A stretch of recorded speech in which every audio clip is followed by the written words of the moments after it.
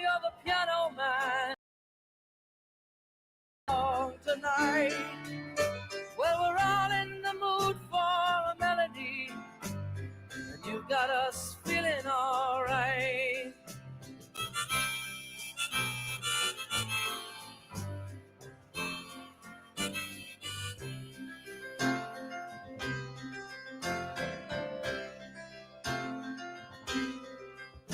Now John at the bar is a friend of mine.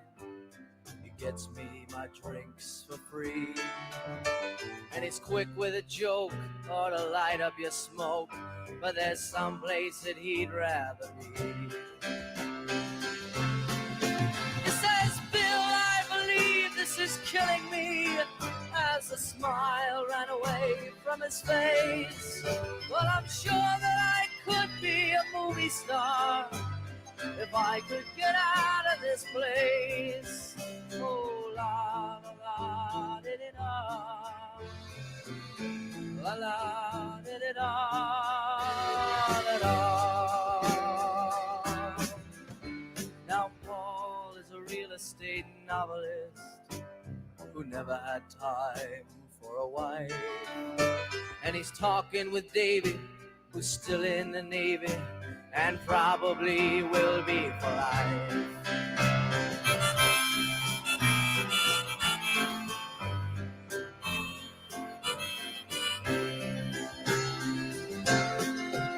And the waitress is practicing politics as the businessmen slowly get stoned. Yes, they're sharing a drink they call loneliness, but it's better than drinking alone.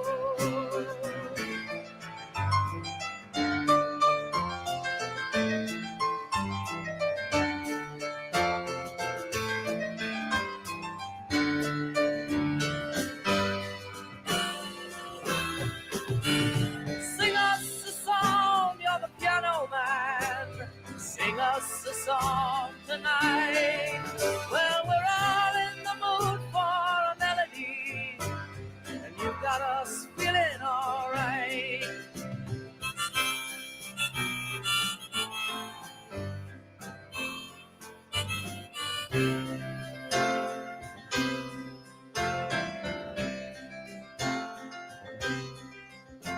It's a pretty good crowd for a Saturday, and the manager gives me a smile, 'cause he knows that it's me they've been coming to see, to forget about life for a while.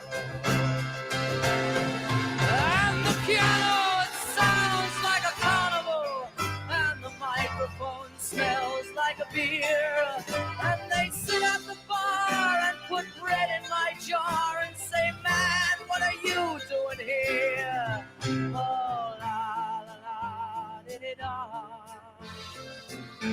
La, la, di-di-da, da-da. Sing us a song, you're the piano man. Sing us a song tonight. Well, we're all in the mood for a melody, and you got us feeling alright.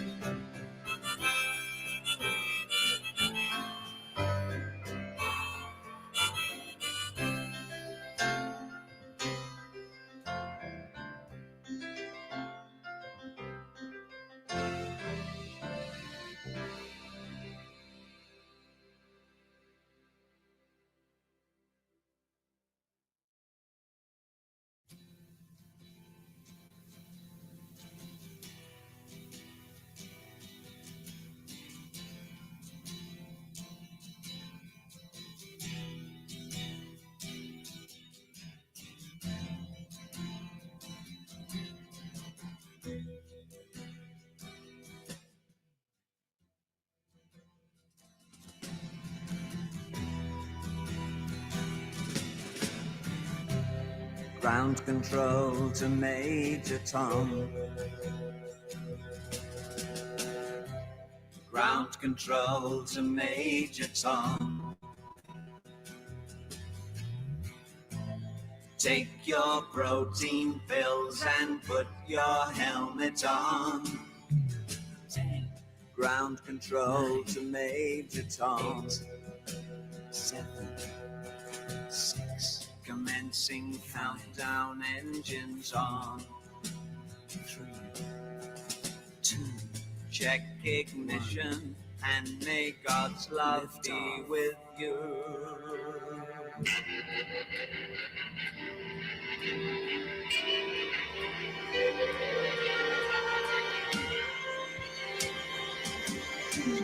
This is ground control to Major Tom. You've really made the grade.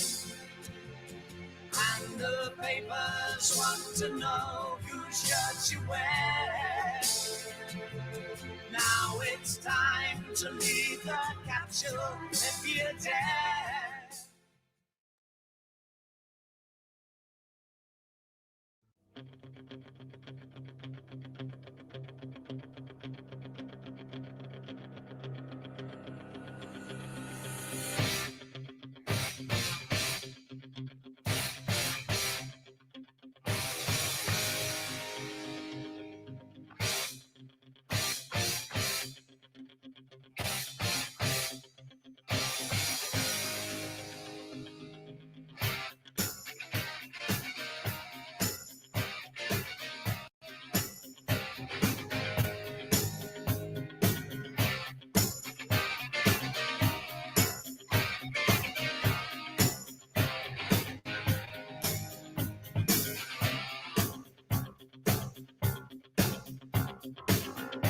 Rising up, back on the street.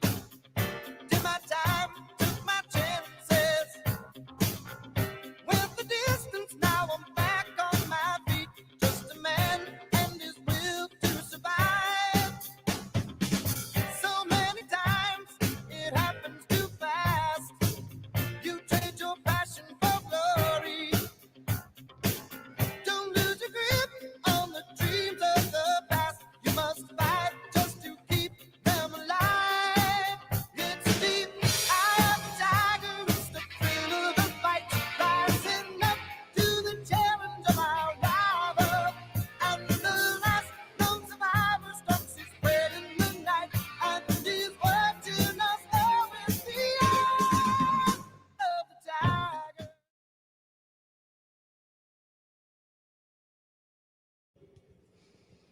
Ladies and gentlemen, the President of the United States, Donald J. Trump. And I'm proud to be an American, where at least I know I'm free. And I won't forget the men who died, who gave that right to me. And I gladly stand up next to you and defend her still today. 'Cause there ain't no doubt I love this land. God bless the USA.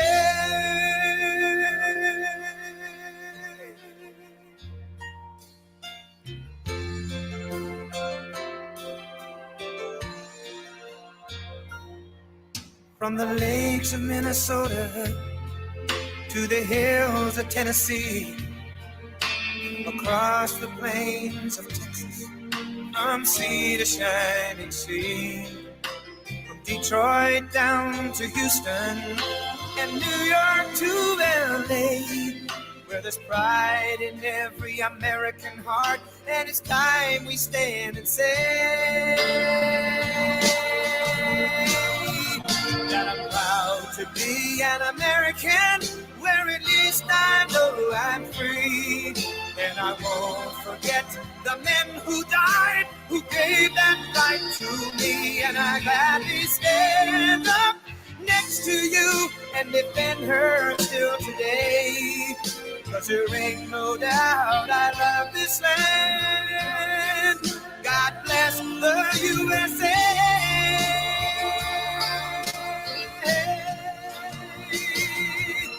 And I'm proud to be an American, where at least I know I'm free. And I won't forget the men who died, who gave that right to me. And I gladly stand up next to you and defend her still today. 'cause there ain't no doubt I love this land. God bless the USA.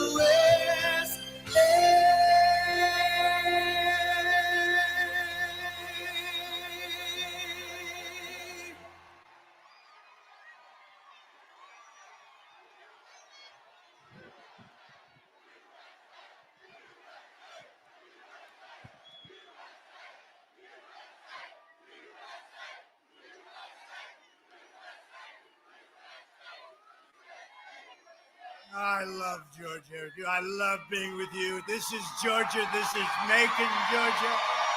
We won Macon, Georgia. We're going to win it again. It's great to be back in the heart of this incredible state with the thousands of loyal, hardworking, unbelievable American patriots. Thank you very much.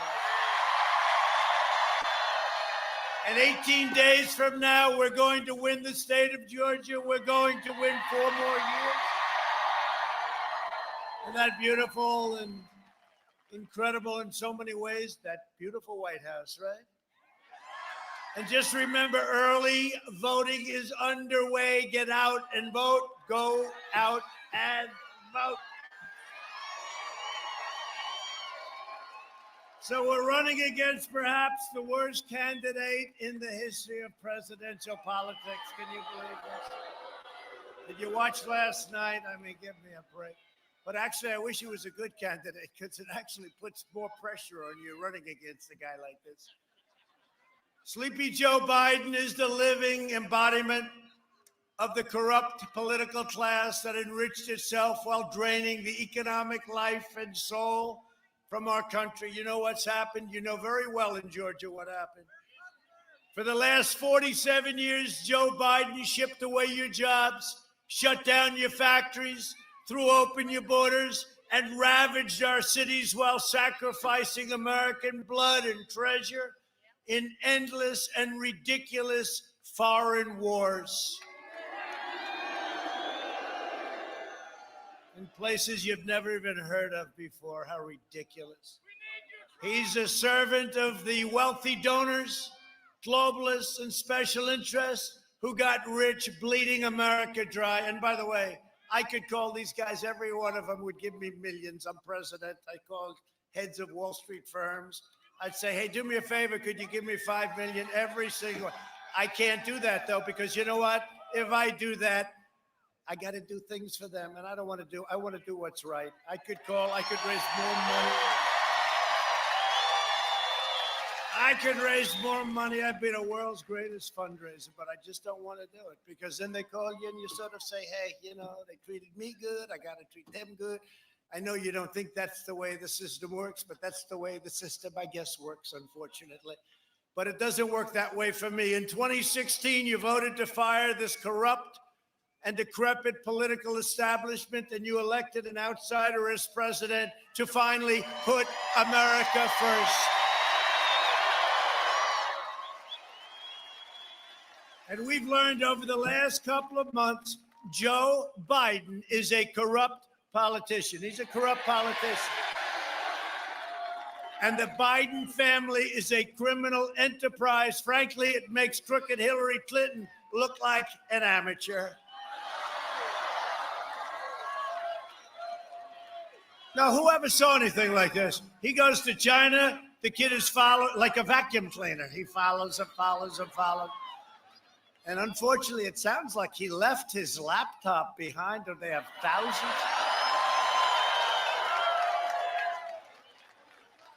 Here's a guy, didn't have a job, but now he's taking in millions, and plenty of it goes to Joe Biden, too. Don't kid yourself. It goes to Joe, but did you see the one today? The guy gets 10%.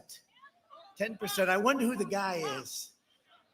This was not a good, between Anthony Weiner's laptop and this laptop, these are two beauties. I think this one could be worse than the Weiner laptop. Yet this massive scandal is being covered up by the media and big tech, right? All those people. Look at them.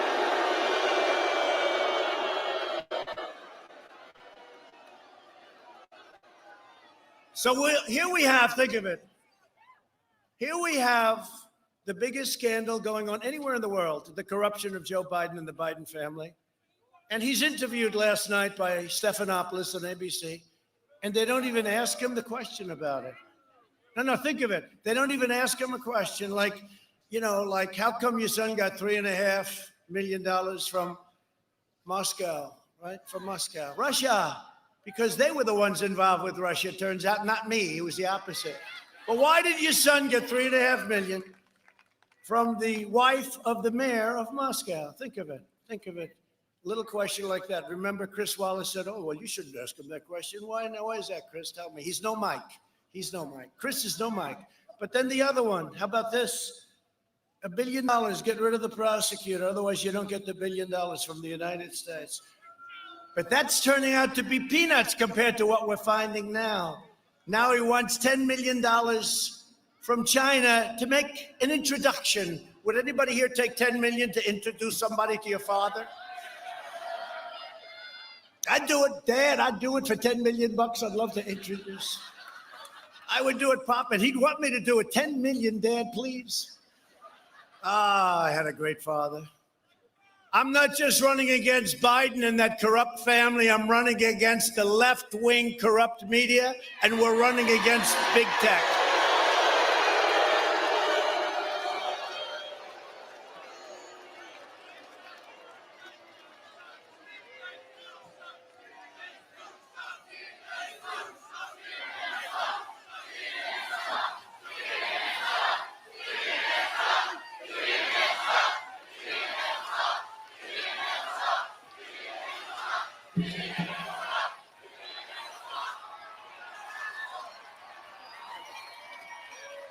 This is a hell of a big crowd, but look at that. That goes all the way back.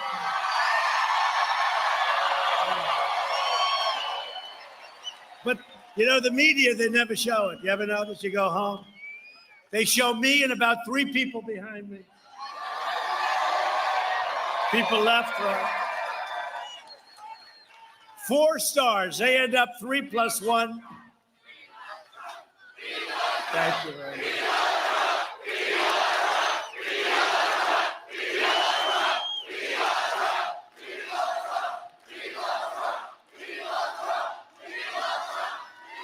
It's very interesting. I love that, but no politician, I believe, has ever heard that chant. Really.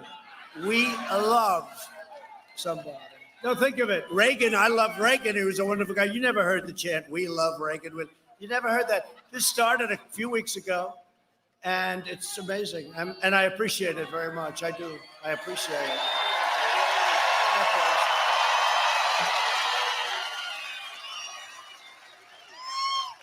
And I love this state. I love Georgia. When you had the hurricane overdrive where it came in and wiped out a lot of your area, David Perdue is a fantastic guy who may be here someplace. But David Perdue called me. He said, you got to do me a favor. You got to help us with our farmers. And we gave them a hell of a lot of money. We helped. They got wiped out by a hurricane. You don't hit too many hurricanes, right? But this was a big monster that hit Florida, hit a lot of different areas, hit Alabama. We took care of Alabama. We took care of Georgia. Took care of our farmers. I'll never forget, I came here and I stood, and I was with 32 farmers. All of them got hit hard. And one of them said, sir, I was a week away from having the best crop I've ever had. And it got ripped apart, just ripped apart. It wasn't his fault, and we took care of him. We took care of all of them, okay? And it made me feel good. It made me feel good. Great people. And they never asked for anything. They just want a level playing field. That's all they ever wanted. And I raised, by the way, $28 billion. Thank you, China, because they targeted our farmers. $12 billion, and then the next year, $16 billion. Frankly, you did better without even working, if you want to know the truth. Came from China. And we did a hell of a job, and those farmers are all happy today, but they were targeted by China. We got $28 billion in tariffs, and we gave it to your farmers, and everybody's doing just fine today, right?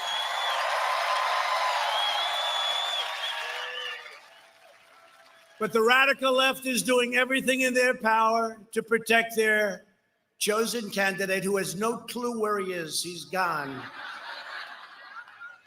They've nothing but disdain for you and for your values and the values of Georgia. I know Georgia very well. They flood your communities with criminal aliens, with drugs, crime, while leaving behind. And you see what they do. They live in gated communities, but they flood you out. They complain about guns and they complain about everything. And then they want to end your Second Amendment, but they want protection for themselves. They oppose school choice while sending their families to the best private schools. We need school choice, by the way. They demonize our great, and you see this. Hello, look how beautiful. So beautiful.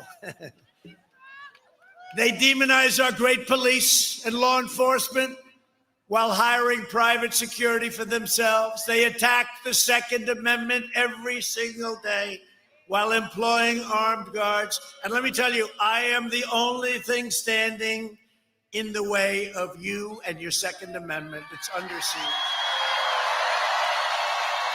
That's a big deal. They support crippling lockdowns while their jobs remain totally exempt. It's time we sent a message to these wealthy liberal hypocrites. I could have every one of them. By the way, just like I said before, I know these guys, I can call them all. Hey, do me a favor. Irving, send me $5 million. Okay, I'll do it. Donald, I'll do it if you want it. I got to do it. Do you mind if I take 1 week and just do it? I will set the all-time record on fundraising. Man, would I be good at that. It's so easy. I wouldn't have to explain a thing. But they come from Washington. They come from New York. They come from Silicon Valley. And by the way, those Silicon Valley guys are sort of getting caught, aren't they, huh?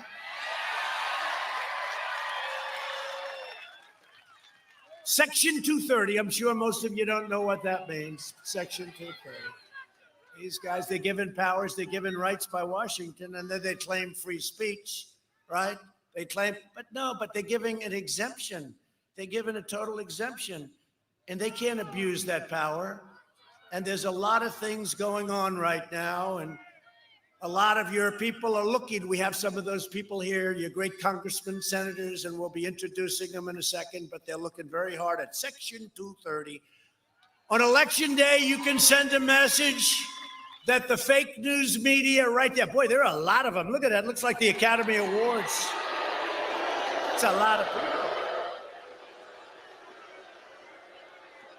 There are a lot of people. Look at those cameras. They're all running with those red lights. But every time I mention their name, those red lights go off. The red lights, that means you're live. And then they start talking about them. They say, get the light off. Wait, turn it off. Go to a break. Let's go to a break right now. That fake news CNN, they don't know what. They are so fake. They really are. They're just disgusting. NBC is no better. Did you get to see last night? You did a good job. But look, I could have had somebody else. They're all the same. They ask you a question, you give them an answer, right? But I want to tell you that she's like disappeared. Everybody thought it was so inappropriate. Here they give this guy softballs. Did you see a week ago, Lester Holt? Lester Holt, another genius. Lester Holt.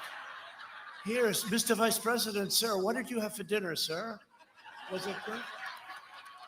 And in Savannah, it was like her face, the anger, the craziness. The craziness last night. And I said goodbye. I said, great job, Savannah. You did wonderfully. Good job. But we got very high marks for that last night. But they thought it was very unfair that Sleepy Joe, who cannot answer a question, he really can't answer a question. Well, Chris Wallace protected him with me. I talked about the Moscow $3.5 million payment. I talked about the $1 billion. Chris Wallace wouldn't he said, no, that's not appropriate. Why? You mean the guy's allowed to take $3.5 million so we're not allowed to talk to him about it? I'm telling you, that Biden family and others, but that Biden family is corrupt. It's a corrupt family. And with me and my kids, let me tell you, my kids, I'll tell you something, though. It's very, lock them up. You shouldn't lock them up. Lock up the Bidens. Lock up Hillary. Lock them up. Can you imagine if my kids did what this guy Hunter is doing? Ivanka. Oh, my beautiful, my wonderful Ivanka. She's a good kid. Can you imagine? And you know, she's much smarter, much sharper. She could, if she wanted to, how could she do well? And Don and Eric and Tiffany, they're good kids. But you know, we don't do things. It's like, boy, they'd make a fortune. Just think of it. And when you look at what they get away with, and by the way, Biden's brother, try that one. I won't go too deep in the family. I'm not looking to insult everybody, but honestly, in my opinion, it's a criminal enterprise. It's a criminal enterprise. He's like a vacuum cleaner. The father goes through and the son comes in a vacuum cleaner, millions of dollars for him. Take a look at the way they live. 47 years he's a politician. He lives very well. Almost as well as Maxine Waters. You ever see her house? Maxine Waters. What a beautiful house she lives in. I wonder how that happened. On election day, you can send a message that the fake news media can't get away with it any longer. We can't let them get away with it any longer. And these big tech companies, you know, it's funny because I've heard about the big tech companies. I didn't care too much. And I heard the power was unbelievable. And it's like 99% for the other side. And I kept hearing about big tech, the power. And I ran. I kept hearing it, you know, what the hell. In one ear, out the other. But I kept hearing, and we won. So I kept hearing after that, we won. And I said, well, wait a minute. If they're so powerful, how come we won, right? They were 100% against us. But now it's gotten worse and worse. And now they've gone crazy. How about our magnificent Kayleigh, right? So Kayleigh, I don't know what the word would be. I guess suspended, but they suspended her account because she posted an article from the New York Post, which is one of the largest papers in the country, which, by the way, I want to thank them. The one paper, they've really got guts. They're printing this stuff. They got to be making a fortune as much as they can make in that industry nowadays. But, you know, when you look at the failing New York Times and the Washington Post, they don't want to write about it. This is the biggest political scandal. No, I'm sorry. It's the second biggest political scandal. The biggest political scandal, we caught them. That's when they spied on our campaign and tried to take down your president. But this is the second biggest political scandal. These are a bunch of bad people. And you think it's fun doing what I do, right? No, I had a great life. I want to tell you, I was doing well. I was having a lot of fun. But you know what? I would never give up what we've achieved. Think of what we've achieved. The other stuff. I mean, honestly, there are a lot of successful people. There are a lot of people that are successful. Got a lot of them right here. A lot of successful people. But nobody in first 3.5 years, nobody has achieved in the history of our country what we've achieved with our military, with our tax cuts, with our regulations cuts, with all of the things that we've done. Nobody has done as much as we've done. Things like right to try, things like Space Force. Thank you very much.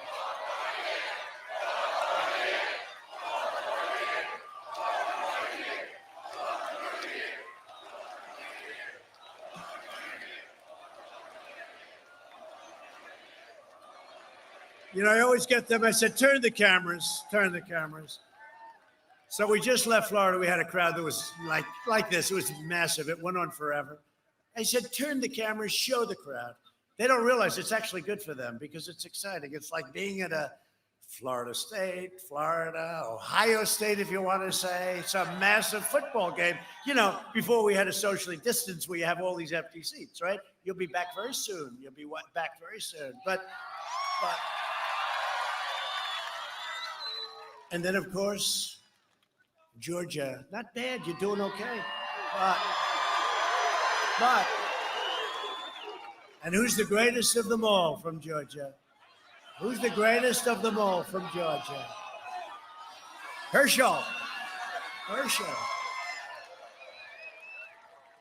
By the way, how good was Herschel Walker, right?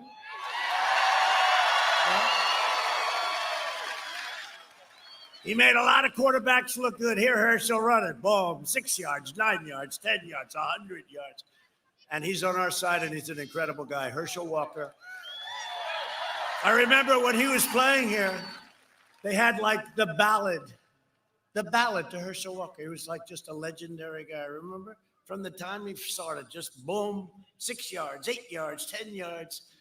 And then the quarterback goes, he says, I think I'm going to sign with the NFL. It's like amazing. But Herschel's been great, and Herschel loves his state. And the fact that we have his endorsement so strongly, so strongly, we love it. But what a great football player he was. What a great winner. We want to thank Herschel. The ballad to Herschel Walker. On November 3rd, show the people, the great American people, that we're in charge, that we're delivering Sleepy Joe Biden and that whole group of radical left crazies. And by the way, he's not really radical left, but he's got no choice. He's got absolutely nothing going. They're running the party. How about Kamala? How good did Mike Pence do? So how good did Mike Pence do a week ago against Kamala? That was easy. That was easy. Mike is great. He's doing a great job. And he really did. He did a great job. But it's very unfair. It's so unfair. When you watch, you watched last night and you see the anger and the hatred. I'm saying, well, look, let's just do this thing. Just take it easy. Relax. Just relax. Take it nice and easy, okay? Okay. She said, but I told you that's true. I said, I don't believe you. Why would I believe you? You see that where she's screaming? I said, well, who told me? I told you. I said, who cares if you told me? What are you telling me? But we got very high marks. But compare that. Could you imagine if Joe Biden was treated like Savannah Guthrie treated us? Not me. It's us. Could you imagine? He would be freaked out. He would probably be under the table. He would be under the table.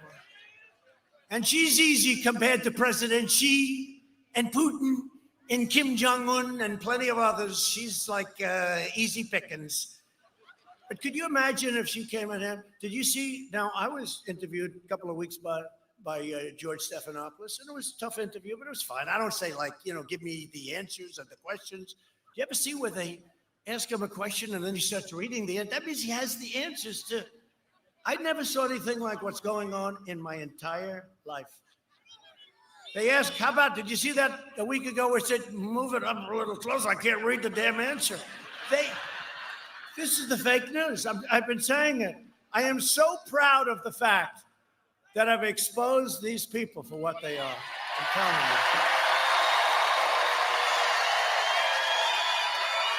you. True.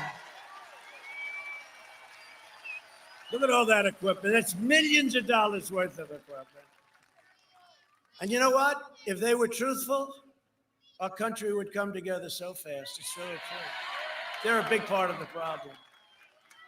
I was saying today, I was telling, when I was in Florida, I was telling the story that, our people, we're going to bring it all together. And they said, how are you going to do it? Through success. Because we were ready. We had the most successful economy we've ever had. We never had an economy. African American, Hispanic American, Asian American, women, people with high school diplomas, people without high school diplomas, people from MIT, top of their class, geniuses, physicists, chemical engineers. Everybody was doing better than they've ever done. And then we had the plague sent to us by China. We're not going to forget that. We're not going to forget that. We're not going to forget it. And they know we're not going to forget it. They know it damn well that we're not going to forget it. And now we closed it down. We saved millions of lives. They don't say that, We're at over 200,000. That's terrible.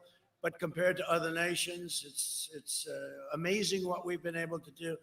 But we saved millions. It was supposed to be 2.2 million lives, right? And we saved millions of lives, and now we're rebuilding it back, and our economy is setting records. What we're doing is setting records. But if I don't sound like a typical Washington politician, is because I'm not a politician. And if I don't always play by the rules of the Washington establishment, And it would make, it would make my life a lot easier, to be honest. I know how to play those rules. Remember, they used to say, and I used to play the game about acting presidential. I'm a smart guy. We're a lot of smart people here. I'm smart.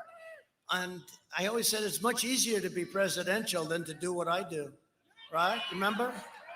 And I said, I'm more presidential if I wanted to be, but I got to get things done. I don't have enough time. There's so many stupid things that happen with bad deals, stupid deals, bad trade deals. But do you remember I used to go, and it would have fun, but I'd used to go and I'd imitate a president who's playing presidential.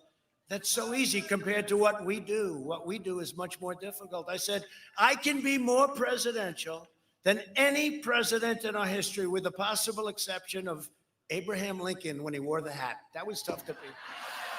That was tough to beat. But you remember I'd do it. We had fun with it. We'd say, ladies and gentlemen of Georgia, this is your president, and it is a great honor to be with you tonight. Things are going very well with our country. Our military is building.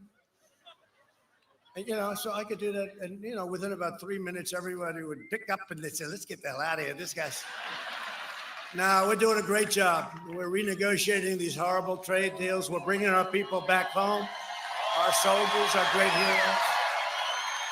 Because I was elected to fight for you, and I fight harder for you than any president has ever fought for the people of this country.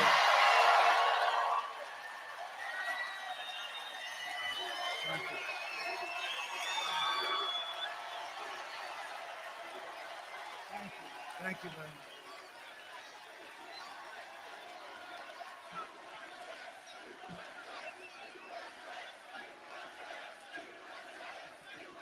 Thank you.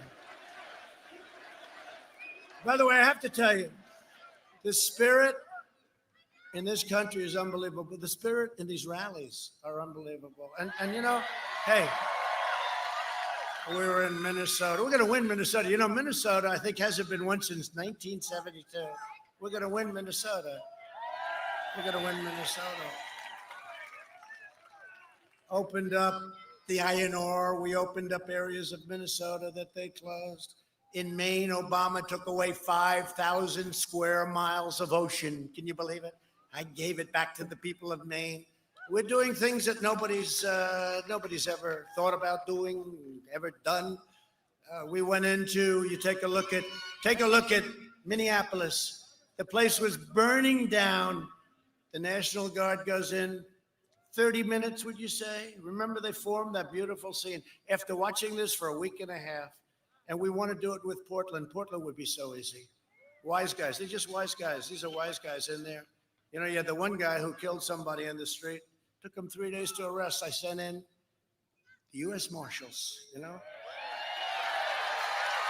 15 minutes later, it was over. I said, why hasn't that guy been? They all knew who. They were putting his picture up. I said, why hasn't he been arrested? Well, sir, they haven't. I said, really? You got another day? We sent in the U.S. Marshals. In 15 minutes, we had the greatest law enforcement people in the world. 15 minutes later, it was all over for him. But the forces opposing me in Washington are the same people who are responsible for every disastrous trade deal, foreign policy blunder, and border security betrayal. Look at our border. Our southern border is so great. By the way, we've topped 400 miles of wall.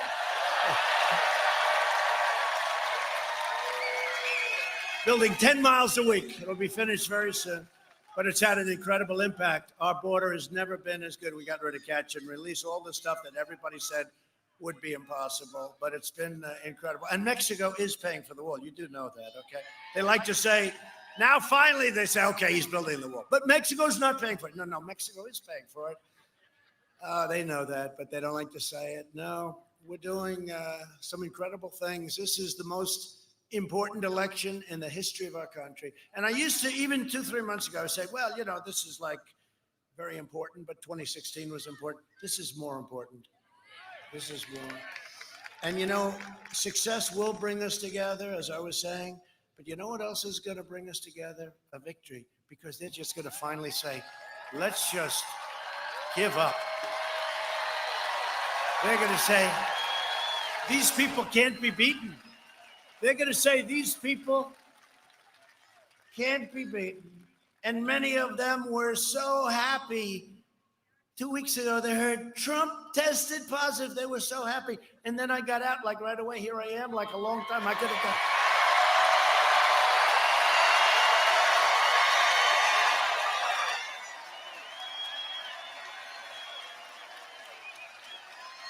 No, it's true. They say, can you imagine he won't be able to hold any more rallies? He'll be recovering or worse. He'll be recovering or worse. And like 12 minutes later, here we are, like, don't forget, I've been doing this for a long time already. This is not my first rally, right? But all these rallies are like this. The spirit in this country is unbelievable. And that's what we have. And even the fake news admits we have more enthusiasm than any candidate in the history of this country.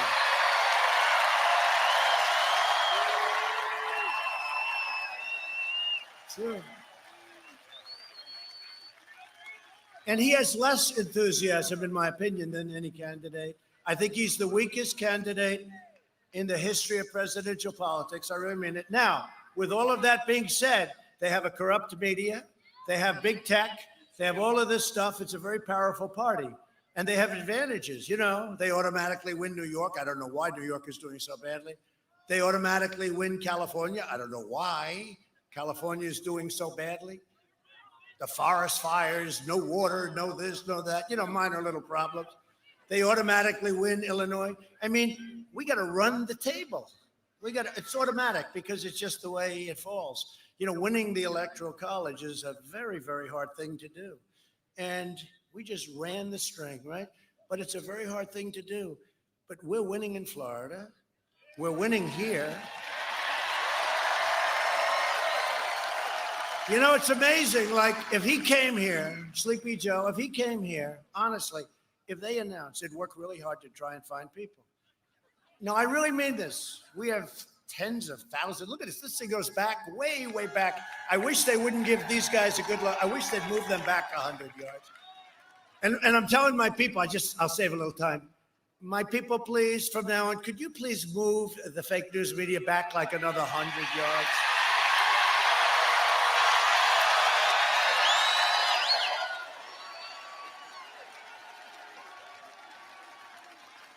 I hope you're listening too. No, because you know what? Those cameras, they have magnifiers on. They can be back and you can get a lot of people. So instead of standing behind the camera and looking at the cameraman's ass, we don't need that. Okay? Just move them back and we get more people up here because it goes back forever. Thank you back there. We love you. Thank you. But we're going to move it back. Move them back. Move.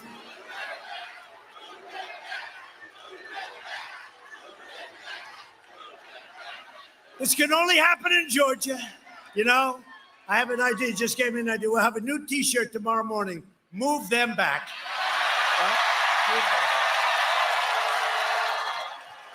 Well, we did it with this crazy Hunter Biden. Remember? Where's Hunter? I kept saying, where the hell is Hunter? Because he was gone. They caught him stealing a lot of money. So he disappeared, remember? And I said, where's Hunter? And then I said, wait a minute. That's a great idea for a T-shirt. We came out with a T-shirt. Where's Hunter? It became one of the big successes of the year. Where's Hunter? We were talking today about drug prices. And, in this country, we have a very bad system. And we have middlemen that are very rich. And I was talking about how we're cutting out the middlemen. Oh, these are not people that like me very much. And we're going with favored nations and all that stuff. We're getting your drug prices down 60, 70, 80%. But the middlemen are making all of this money, tremendous. They're very wealthy. They don't even do anything. Frankly, at least the drug companies, they make the drug. So we're talking about the middlemen. And I say, wait a minute. I think I know one of the middlemen. It must be Hunter. Hunter Biden is a middleman. On top of everything else, China, Ukraine, Russia, plus he's a middleman. What a family. Biden's made a corrupt bargain in exchange, and that's what he's done. It's a corrupt bargain in exchange for his party's nomination, which, by the way, should have gone to Bernie. You know, Elizabeth Warren, Pocahontas, if she would have left a day before Super Tuesday, Joe Biden would not have won any of those states. They split up the vote. It was super liberal, her, and it was crazy Bernie. And I say it all the time. I think Bernie Sanders is the nicest, greatest loser I've ever seen because, no, it's true. And I mean this, and you know, we're going to get a lot of their votes because they love us on trade. Because the one thing Bernie's right on is every country in this world, including our so-called allies, excuse me, are there any children in the house? Okay, close your ears, children. Screws us on trade. And Bernie's people know that, and Bernie's into it. The problem is Bernie wouldn't be able to do anything about it. I've done a lot about it. But you know, that's why we got a big percentage of Bernie people. And because they didn't like Hillary, but they don't like Joe. And we're going to get a lot of Bernie people, so I have to be nice to Bernie. But I consider him a really good loser because he loses with such, he's so nice about it. He loses. I mean, what she did to him was bad, but this was in a way worse because all Elizabeth Warren had to do was leave the campaign, didn't even have to endorse him, and he would have gotten votes, and he would have won every single state on Super Tuesday. And that didn't happen. And so now we have a guy with a little bit larger base, but no energy. Here we would have had somebody with a smaller base, but with tremendous energy, but not as much energy as we do, and we have a big base, so I like that either. A long, complex story, but what the hell? I have nothing but time, right? What the hell? In exchange for his party's nomination, he's handed control. And you know that in exchange to the socialists and the Marxists and the far left lunatics. If he wins, the radical left will be running this country. They're addicted to power. And God help our country if that happens. I really mean it. You'll never make a comeback. It'll be a large-scale version of Venezuela. I've been saying that for a year, but I've never meant it like I mean it now. The only difference is the size, because the ideology is the same. Venezuela 20 years ago, less, was so wealthy, one of the wealthiest countries. It had oil, it had everything, very, very magnificent. Now they don't have water, they don't have medicine, they don't have food. Everyone's fleeing the country. You know, the only difference is the size. But the ideology, when you look at a Portland, I want them to let us in. I said, Governor of Oregon, I said, let us come in. I want to solve your problem. But they're radical left Democrats. You know, it's just like the craziest thing. But that's what Venezuela is. They're anarchists. You look at some of these cities, they're anarchists, and they don't want to say. And the press wants to call them peaceful protests. And we originally had a hard time. They didn't want us to have any rallies in certain states. And then I realized you're not allowed to go to church. You're not allowed to have dinner with people. You're not allowed to do anything unless in Michigan you happen to be married to the governor because her husband. You're not allowed to go sailing unless you're married to the governor of Michigan, in which case you can go sailing. Remember that? Did she get caught or what? Now she's blaming me because people were whatever. I don't know what's going on. I don't know.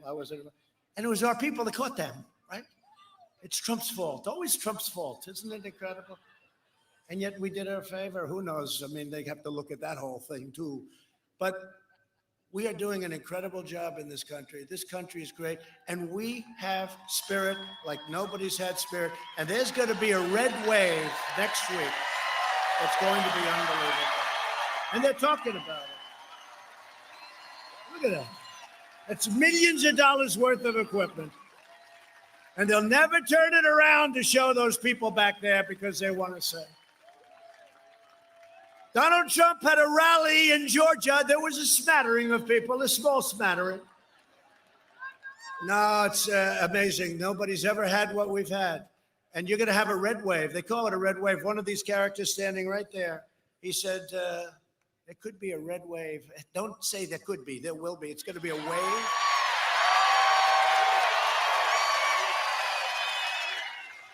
And they don't want to go the phony, unsolicited ballot. You know, they send ballots out by the millions. They don't have no idea. Well, they do actually have an idea where they're going. That's what really. But we say, who's sending them? Where are they going? Who's getting them? Who's delivering them? Who's signing them? What the hell are they doing? And then if you say that, they go, he's not for freedom. He's not for freedom. And they know better than you do. It's a big con job. So we have to be very, very careful with the ballots because they find ballots in a garbage can last week. Military ballots that had the name Trump on them, and they're in a garbage can. They found 50,000 ballots from Ohio. They find them from North Carolina, dumped in a river. They find them, I think, 500,000 ballots in Virginia. They were incorrect. They're printing them wrong. They had one little problem on one set of ballots, thousands and thousands. They forgot to put the name of Donald Trump on the ballot. Other than that, the ballot was quite clear, okay? No, this is a serious, and I'm being serious about this. These people are doing a tremendous disservice, and they're using COVID as the reason. You know, they're using this as a reason not to go out and vote. So we voted in World War I, where, by the way, you had a pandemic that made this look like peanuts, okay? World War I. They voted in World War I. They voted in World War II. They voted during the Great Depression. They voted. But we can't do that. You got to send in a ballot. So complicated, too. They have instructions. You do the ballot, then you do this. But some of them make it nice and simple. You don't have to sign. You don't have to verify. But what they don't tell you is we've won a lot of court cases. How about you put your ballot in, and it has to be in by November 3rd. But you have 2 weeks in which to, so wait a minute, you have 2 weeks to count them. Does that mean we have to hold up the whole election? Because you know what? I want to find out who won or lost. I want to find out legitimately who won or lost on November 3rd. I'm not looking to find out. I'm not looking to find out on November 19th or on December 1st or on 2 years from now. And if you take a look at some of these ballot schemes, in New York, we had a third-rate politician named Carolyn Maloney, who I know very well. She used to come to my office all the time for campaign contributions. But she won a race. The number of ballots missing, they have no idea. Her opponent, who could have won, it was very close, but they declared her the winner. But her opponent has gone totally nuts. And you know what? He should. He should. But you look at that. You look at Paterson, New Jersey. You look at what happened in Virginia. These are all races that took place recently. And they'll say, even in 18, they had a lot of disasters. And even in 16, I didn't even know it, but they had a lot of ballots. I promise you it will be against us, okay? It will be against us. It will be against us. But you look at Nevada, we have a good chance to win Nevada, but they're sending ballots to everybody. The governor was a backroom politician, and I don't want him having the fate of an election. I don't think it's right that he has the fate of our most important election ever in his hands. I don't want that. So if you see anything wrong, law enforcement's watching, marshals or U.S. Marshals are watching, same type of guys. These are no games people. One thing I would say, law enforcement, they're on our side. And I said it. I said it during the debate with Joe. I said, Joe, name one law enforcement group that's supporting you. He couldn't do it. Then he was bailed out by Chris Wallace, right? I said, name one law enforcement. Then I said, here, Joe, just say the words law and order. Say those words, Joe. He didn't want to say it. I said, Joe, just say the words law and order. That's not hard. Joe, law and order. He couldn't say it. He wouldn't say it. Then he tried. I think he said law and order and safety and security, you know, because he has to get the vote of the radical left, and they don't like law and order. And you know who likes Trump because of law and order? The suburban women. We've gone over it. I keep hearing because they want law and order. And I go, oh, look at that. Thank you. Same thing happened 4 years ago. Same thing. They said, women will not vote for Trump. Women will not. Then the election's over. They said, man, the women really came out and voted for Trump, right? But suburban women. They keep saying suburban women. And I got rid of a regulation that would have destroyed the value of your homes, okay? and would have made your homes very unsafe. With low-income housing being built all over the place, right next to your house, I terminated it. And even my people, they said, sir, you don't have to terminate. We can make it much weaker. I said, no, you don't understand. I want it terminated, and I terminated it. Suburban women, please. Thank you very much. Thank you. No, I heard they like my policy, but they don't like my personality. I said, they don't care about my personality. They want to be safe, and they want to keep their American dream. They don't care about my personality, which I think is okay.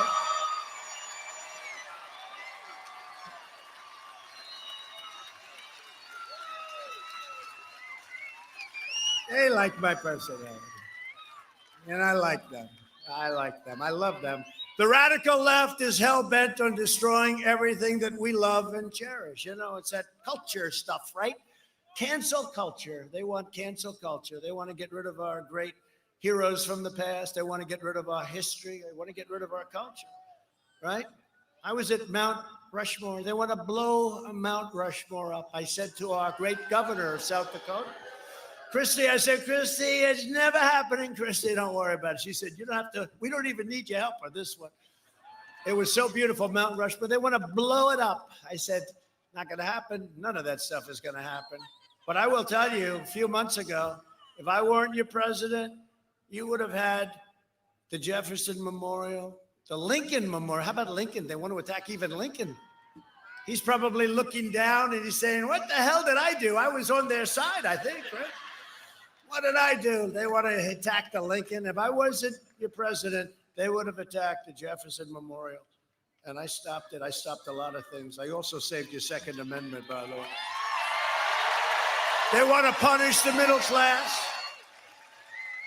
expunge every last trace of traditional values, and replace the American dream with a socialist nightmare. The Democrat Party has gone crazy, but they have contempt for America. They have contempt for the United States. And I don't think Biden does, but Biden has no power. He's gone. He's gone. Up here, he's gone. The Republican Party is proud of America. We're proud of America. We love America. We celebrate American values, American history, and American culture. And we're working to deliver a truly extraordinary American future. But I want the Republican Party to get tougher, because the Republican Party, they're very good people, but they're not tough enough in terms of our values and what we stand for. They let these other people, these lunatics, get away with things like you can't spy on a campaign, you can't try and take over a duly elected president of the United States and get caught. And when you get caught, you have to suffer the consequences. It's very simple. Joe Biden and the Democrat socialists will kill your jobs, dismantle your police departments, and you see that going all over with Seattle and all. And by the way, Seattle, so they knew we were going in the following day. So the night before, they raised their hands and they left. Okay, very simple. I said, that's it. Whether they like us in there or not, we're going in. They took over a big piece of the city, and they weren't going to do anything. They knew we were going in. And so the night before, they said, you know, these are little facts that I give you just to give you, because that's the way it works. They're supposed to ask us, the governors are supposed to ask us. But these radical left, you know, if you look at Republican-run states and cities, they're doing phenomenally well, never done better. But if you look at these radical left, look at what happened to my beautiful New York since I left. 3.5 years, it was doing great, and I left. I'm not saying because, but maybe it is, but I left. I came to Washington. What's happened to New York, what they've done to that incredible city and state is so sad. Look at Chicago. Look at what's going on there. Look at what's going on. Atlanta. Look at Atlanta. It's so sad what's going on. And these are radical left, no bail, no cash bail, no nothing. I mean, you kill somebody, no problem, no problem. They're going to have to get their act together. They're going to have to get their act together, because we're not going to put up with it much longer. They want to dissolve your borders, release criminal aliens, raise your taxes. And by the way, I'm cutting your taxes big. Biden, this guy. No, Biden wants to substantially raise your taxes. And then he says, well, I'm only talking about people. I said, no. He wants to terminate the tax cuts that we gave you. So that's $2,000. And then you look at the energy cuts and you look at the child tax credit and you look, it's $1,000 each. And you look at all, it's $7,000, $8,000, $9,000 a family. Well, if you're going to terminate it, that means that's $9,000. Well, I don't know about that. Then he pulls out a piece of paper and he starts reading it out of his. Did you see that? He did that yesterday. He pulled out a piece of paper because he couldn't remember any of the numbers. He pulls out, and George Stephanopoulos is sitting there watching this. He didn't treat me as nice, so I did him 2 weeks ago too, and he was okay. He was fine. It is what it is, right? He's going to ask me a question, right? You know the expression? He asks you a question, I give him an answer. That's all you can do, right? You can't do any better than that.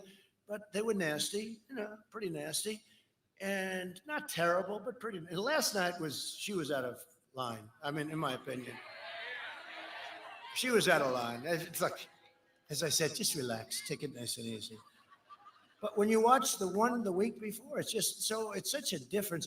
The beauty is the people of our country get it. They're smart. They get it. They get it better than NBC owned by Comcast, C-O-N. I'd call it Comcast. It used to be Com. They spend a fortune on public relations, and I come along and call them Comcast all the time. It's a con job. They want to confiscate your guns, drive God from the public square, and abolish the suburbs. That's what they want to do. To defend our Constitution from this madness, I proudly nominated Judge Amy Coney Barrett to the United States Supreme Court.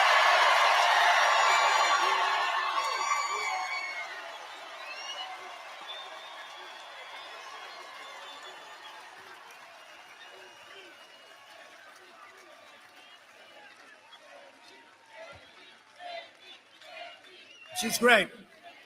She's so smart. She's so smart, right? She's done a great job. And she went through it, no problem. And they came at her. It was like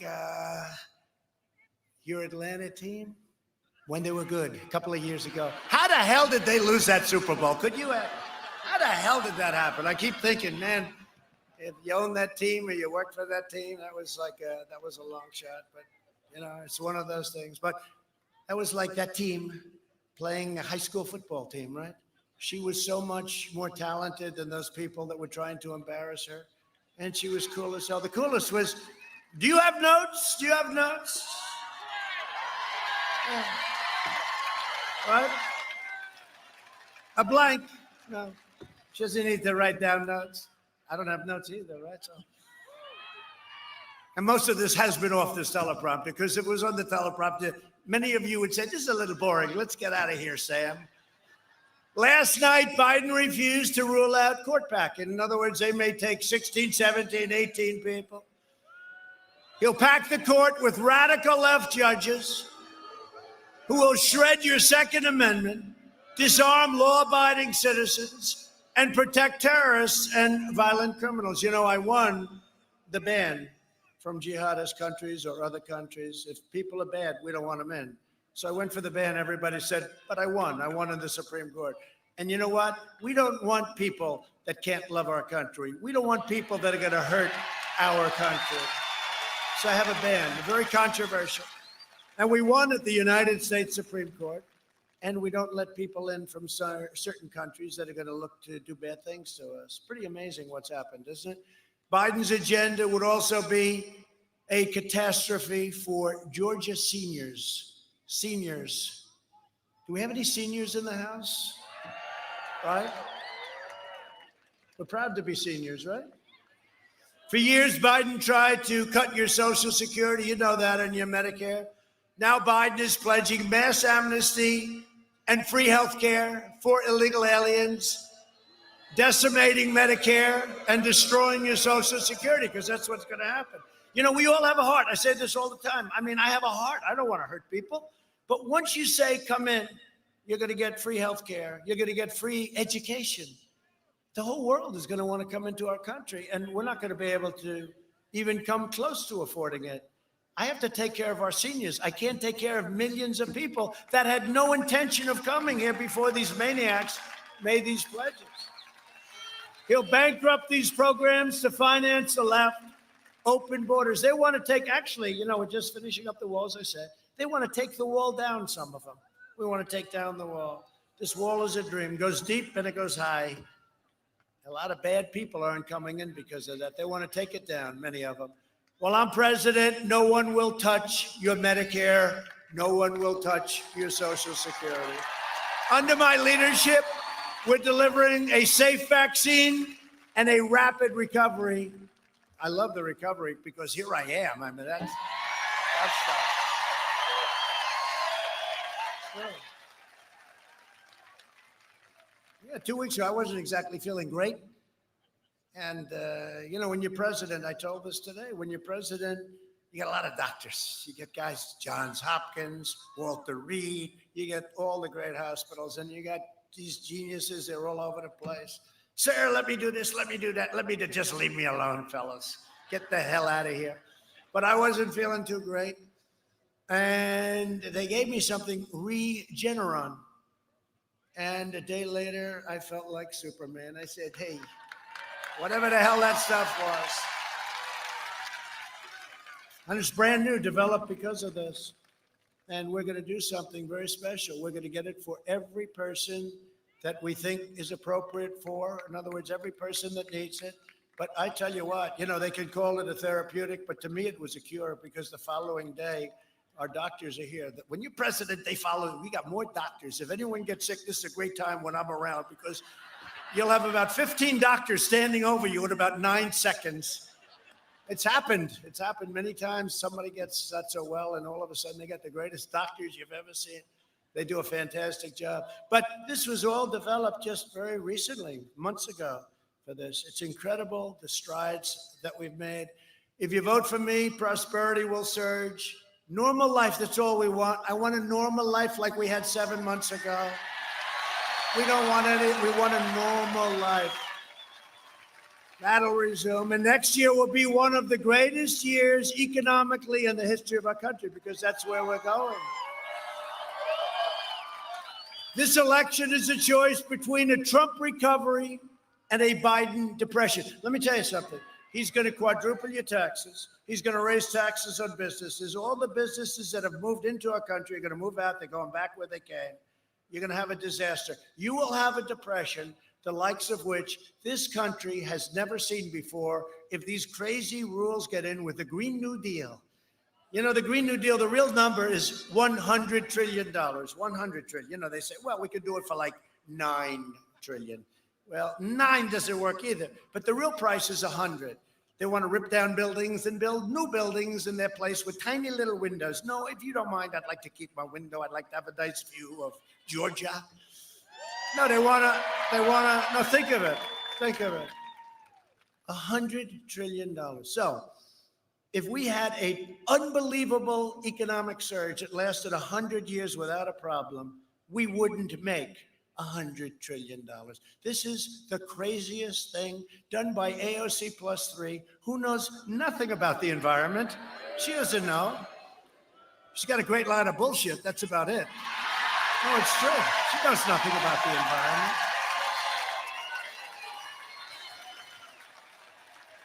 AOC plus 3. These were not great academics. How about Ilhan Omar? I'm going to win Minnesota because of Ilhan Omar. She hates our country. I mean, you see the way she talks. She hates our country. No, please don't tell her to leave. That happened once before. I got in a lot of trouble. They start screaming she should leave, and they got me in trouble. They said, why did he protest? But she doesn't like our country. You see what she says. And I'm going to win. Remember this.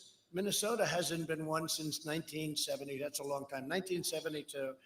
And we're going to win Minnesota because of Ilhan Omar. Well, having Minneapolis ripped down, burned down, and then we come into the land, and they should have called us on day one. Day one. The problem is they keep waiting. They wait till, how about the CNN reporter I think his name's Velchi, the shaved head, nice shaved head. Maybe I'll try that someday. I don't know. My poll numbers might go down or they might go up. You never know, right? Maybe they'll go up.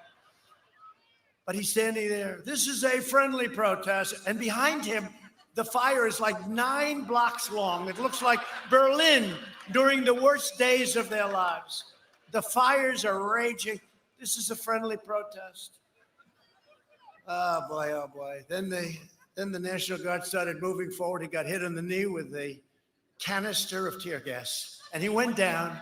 I've been hurt. I've been injured. These people are crazy. You know, they don't report the violence. They don't report the looting on CNN, MSDNC, all these different networks. They don't report them. They don't want to talk about them. They want to think everything's wonderful. It's not. And the reason it's not, a lot of it is because of them. But I will deliver optimism, opportunity, and hope. And that's what we're doing. And this is why we have this kind of spirit. And I hate to say it because I don't want to insult Georgia, but it's this way all over our country. We have the biggest rallies in the history of politics. Nobody has rallies like this. Look at that. Look at the people.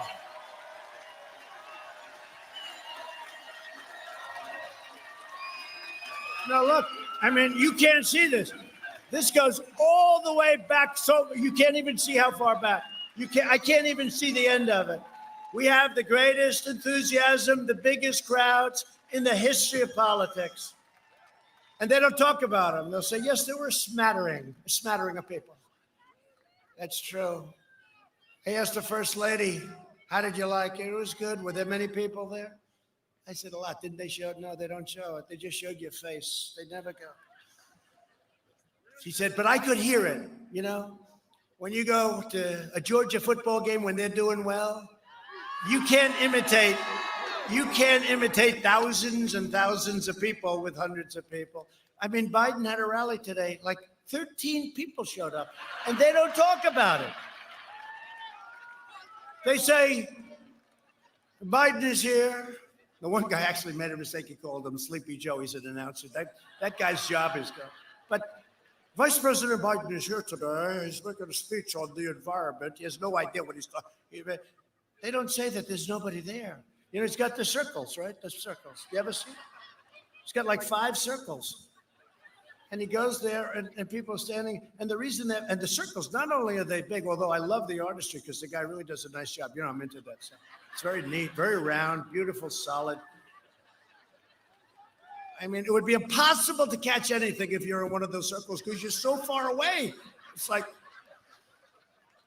but I never joke about it. I mean, I don't think it's necessary for Sleepy Joe to constantly, you know, he walks onto a stage. The people are, number one, there's no people there. And the few people that are there are like, what, 50 yards away? And the mask is always so large, you know, it's like covers the whole thing. I shouldn't joke. I shouldn't joke because you know what? Running against the worst candidate in the history of presidential politics puts pressure on me. Could you imagine if I lose my whole life? What am I going to do? I'm going to say, I lost to the worst candidate in the history of politics. I'm not going to feel so good. Maybe I'll have to leave the country. I don't know. Biden will deliver pessimism, poverty, and decline. Our nation will decline very seriously. And again, he's been doing this for 47 years. He said, why didn't Trump move faster? Well, when I put in the ban on China because they were heavily infected, and then Europe shortly thereafter, Biden called me xenophobic. I said, tell me what it means, Joe. Please tell me. I want you to know. He was unable to define it. They wrote it down, xenophobic. And he called me a racist, I think, because it was so early. Now time goes by and he said, he should have done it earlier. He should have done it earlier. But he was months behind me, remember? He thought it was terrible that we closed down to China. And Fauci said, and he said very nicely, he said, Trump saved thousands of lives by making that decision. And to be honest, I was like just about the only one that wanted to do it. Joe Biden would terminate our recovery, delay the vaccine, prolong the pandemic, and annihilate Georgia's economy. And you're doing a great job, and you have a governor that's working hard, and he's doing a great job. don't even know if he's here, but he's working hard and he's doing a great job. We're going to find out. And you've got a great first lady. And we're working to safely reopen their schools. Reopen the schools. Get those schools open all over our country. It's so bad. You know, Barron, right? Barron tested positive, my son. I said, are you okay? Yeah, I'm okay. Like about 2 seconds later, how's he doing? Oh, he's okay now, sir. Because they have a great immune system, I guess. Who the hell knows? I mean, they have an immune system. 99.9 something percent, right? They're young and they're strong. I mean, for this particular disease, the flu, they have problems with young children. Real problems, real death problems. But for this, it's 99.99 something. I mean, it's like incredible. But no, Barron tested positive. The first lady's doing great. She's doing great. Doing a great job. And she didn't do the Regeneron thing. You know, she did it the old-fashioned way. She got better. But Barron, you know, Barron, young kid, healthy kid, but he tested positive. And by the time I got to speak to the doctor the next time, it was like, how's he doing, doc? He's okay now, sir. He's gone. I said, it's gone that quick? But this is what happens. And then you're immune. It could be a long time. Yeah, Barron's, everyone loves Barron. Do you think he's tall enough? He's a tall young guy, but he's doing good. But, you know, it's an amazing thing, the children. That's why they have to get back to school. We have to protect our seniors very much. We have to protect our seniors, and that's what we're doing. But we have to protect our seniors. We have to protect certain groups, especially our seniors where they have a heart problem or they have a diabetes problem. But we got to get our businesses open. Now, in your case, your governor was very early. He did a great job. But you look at what's happened. You look at what's happened in New York. You look at what's happening in Michigan. We won the case. You know, the court ruled it was unconstitutional. She was keeping everybody like in prison, except her husband. She was keeping everybody. No, she was keeping everybody in prison. Pennsylvania, they got to open the state. We're going to do well in Pennsylvania too, by the way. Watch. North Carolina, we have Mark Meadows here, by the way, from North Carolina, our great chief of staff.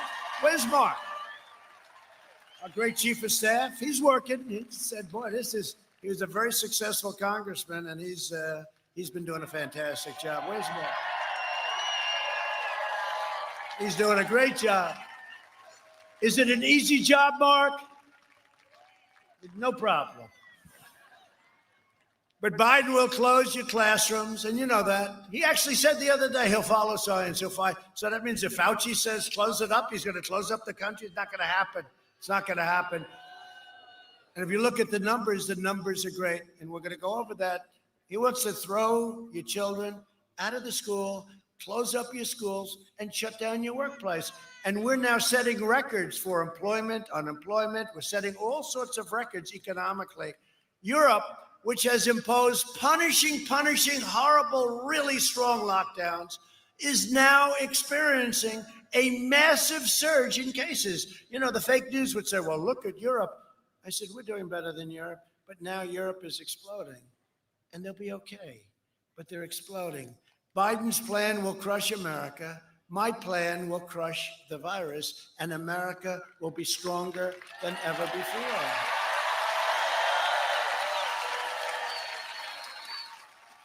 So our early and aggressive action saved, I think, at least 2 million lives. We pioneered life-saving therapies and reduced the fatality rate 85%. Think of that. That's over a 6-month period. And I'm working to make the antibody treatment, and I've said it, and I got it. And I said, listen, for me, it was great, and I'll bet for a lot of people it's great. These are the great scientists. They came up with some of the other incredible medicines of the last 10 years, this particular firm, but also Eli Lilly. It's very similar. And we're going to make it available free to anybody that needs it. Free. Should be getting the final approvals very soon. By the way, I'm getting approvals from the FDA that people would have taken 3 years to get, and those vaccines are coming out. But it's political, even that. I could have had them faster, but we had a little action. Nobody wanted me to get the approval before the election. And you know what? I'm not thinking about the election. I'm thinking about saving lives. The hell with the election. Thinking about saving lives. So that got a little political. Through Operation Warp Speed, We will have 100 million vaccine doses before the end of the year, and maybe substantially before that. The vaccine will end the pandemic once and for all, and they hate it when I say it. Got the vaccine? It's really looking great. Numerous companies, Johnson & Johnson, Moderna, Pfizer, great.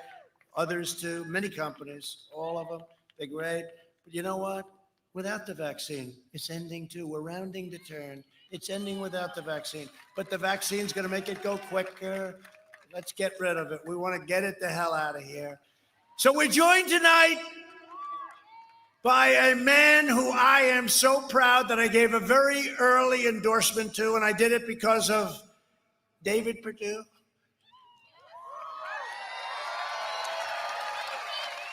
David said, Donald, Mr. President, I have somebody who's running for governor.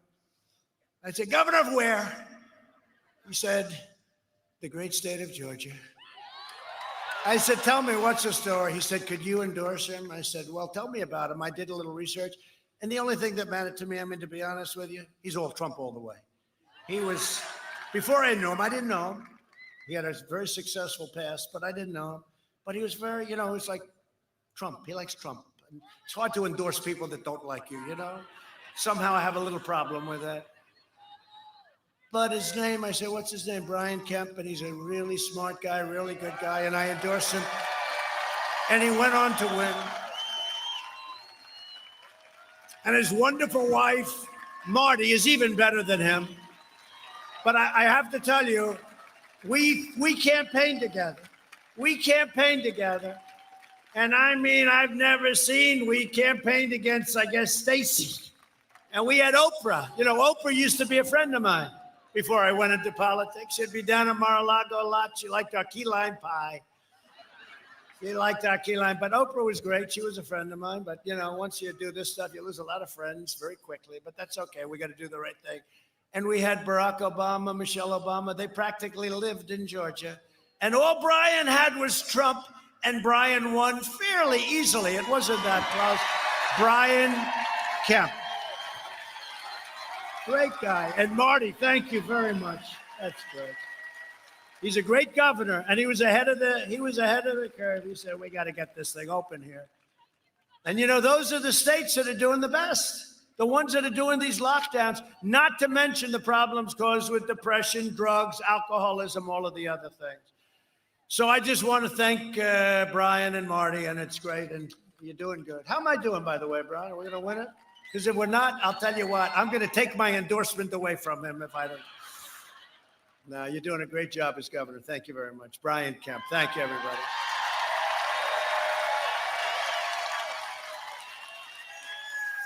Another guy, he's been a friend of mine for a long time. You know, he's a very, very successful man. And he did what I did. He wanted to do something. He wanted to give back. He loves the state like crazy. He loves our country. And he's central casting. If I'm casting a movie and I want to pick a senator, you know what I do? I say, I got to get David Perdue to play the role. But he is respected by everybody in Washington. He is respected and revered. And he brings back the bacon to this state. I want to tell you, he came to see me. David, stand up. He came to see me about the farmers when they got, that's how I got involved in the whole thing and the hurricanes and all the damage. And we brought in a lot of money for our farmers in Georgia, right, David? So thank you very much. Great job. You're doing a fantastic job. And come to think of it, can't even believe, you know, the guy that's running against him, I beat him once before, 2 years ago. He was running against a very good woman, Karen, right? Karen Handel. And she's doing very well, but he was running against her and we defeated him. And then he said, he's running against David. I said, this guy's not in the same league with David Perdue. I mean, that puts a lot of pressure on David, just like I have pressure on me. You're running against these people. It puts more pressure on you, David. It would be easier to run against somebody that was good. But he's a radical left, Schumer, Pelosi guy. He's bad on the Second Amendment. I remember when he was running, he didn't even live in the district. He's running for Congress. I said, what's going on? But we defeated him once, and I hear you're going to defeat him again. Thank you, David. Thank you. So a person who's become a friend of mine and Brian thought she was fantastic, and I met her, and I said, the only thing is, how would you handle pressure? You never know. This is a rough, mean business. And I found out she can handle pressure. She has been fantastic. She was with me 100% on the impeachment hoax. She's been with us all the way, and she's a great woman, and her husband is a great man and a very successful man. That's a good thing, not a bad thing, by the way. Some people would like to say, oh, the husband's a great failure. It's much better. No, no, no. He's a really respected person, and he loves his wife, and she's a terrific person. Kelly Loeffler. Kelly. Thank you. Great job. Great job, Kelly. Great job. I mean, my only problem, she's running against another great guy. I just said, run it out. I'm backing both of them because Doug Collins is here. Where's Doug?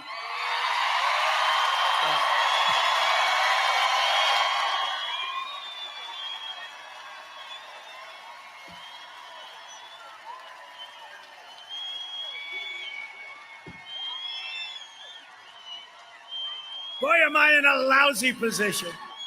I like them both. I love them both. He's been unbelievable with the impeachment hoax and everything else. He's a warrior. She's a warrior. But you know what I like? They're both going to the polls. They're going to bring their people with them. And you know who the biggest winner is going to be? Trump. Because everybody that votes for both of them is going to vote for me.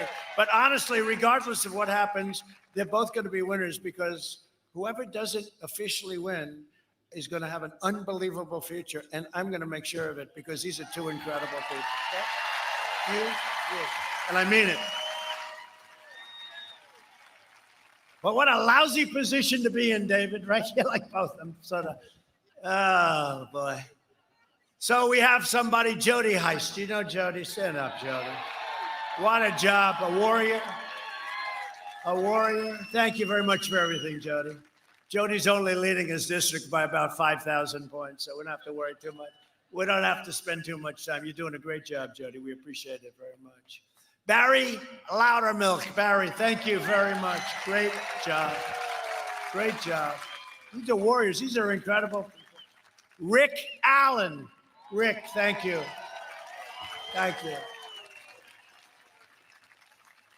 And another one who wanted, a guy, he knows more about the farming industry. When I was picking the Secretary of Agriculture, they had all these political people come in. I said, do you know anything about farms? No, sir, I don't, but I'm a quick learner. I said, oh, that's great.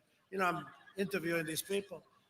And I went through about 9 of them. And so far, I didn't have any guy. I said, do you know what corn looks like? Do you know anything? No, some of them had absolutely zero. I said, have you ever been to a farm? No, sir, but I'm willing to learn. I said, oh, this is what I want. And then I meet this guy named Sonny Perdue. Somebody said, right? And Sonny came. I remember that meeting so much. And Sonny came into my office. And by the way, David called and Sonny called also about Brian, right? You know that, Brian, both of them. But he comes into my office, and I'm telling you, to this day, I learned more about farming in that 45-minute meeting than I learned ever in my life. I learned it all from you, and you have done a great job, and you've delivered $28 billion, and I hear another $13 billion is coming to our farmers. Right? He loves our farmers. He's been great. He's been an incredible Secretary of Agriculture. Stand up again, Sonny. Come on. They like you.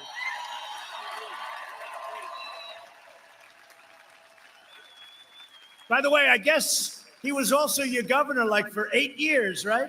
I don't even count that. I don't care about that. But he was a very popular governor, Brian. You know that. He was very popular. He did a great job. But he was your governor for 8 years. But he has been a fantastic Secretary of Agriculture. Thank you, Sonny. I'm glad I could say it in front of your home friends, okay? And State Representative Vernon Jones. How about Vernon? How about Vernon? Where's Vernon? Man, what a guy. Look at this. I saw him on television a few months ago, and he's talking about Trump is the greatest. He's the strongest, what he's done for our military, what he's done and I say, this is a great guy. I wonder where he, and obviously I said he's a Republican, so, and they put the thing on the bottom. It says Vernon Jones, Democrat from wherever the hell he comes from. I said, there must be a typo. He's better than any Republican. I can't believe it. And then I checked him out, and he's a Democrat who likes Trump, and we love him. Vernon, thank you. And he's a popular guy. Amazing. Amazing. Spoke at our convention. And somebody who's doing a fantastic job, Insurance Commissioner John King. John, thank you. Great job, John. Appreciate it. Public Service Commissioners, Bubba McDonald and Tricia Pridemore. Thank you very much, both. Thank you, Bubba. Thank you, Tricia. Thank you, Tricia. And somebody who better lead us to victory, I'll never speak to him again. We'll have a new state chairman of the Georgia GOP if we don't win, but we're going to win. David Schaefer. David, thank you. How are we doing, David? How are we good? Way up? I saw a poll, we're way up. Don't just pretend we're even. You know what they do in politics? David Perdue taught me this. Pretend you're 1 point down, okay? And then work your ass off. And then just sit home and watch. That's what happened 4 years ago. Was that the greatest evening ever? But this is going to be better. This is going to be better. This is in its own way even more important. Candidates for Congress, Andrew Clyde. Andrew, thank you, Andrew. That's great. Good luck. I heard you're doing really well. And somebody that I just think is fantastic. This one, I never, ever want to have her as my enemy. Marjorie Taylor Greene. Where is she? She is so unbelievable. You are so unbelievable. Thank you. And I looked at some poll numbers. You're really up. But just pretend you're 1 point down, please, okay? But you're doing great. They love you. Thank you very much. Congratulations. Great job. And finally, Angela Stanton King. Angela, great. It's going to be another great victory.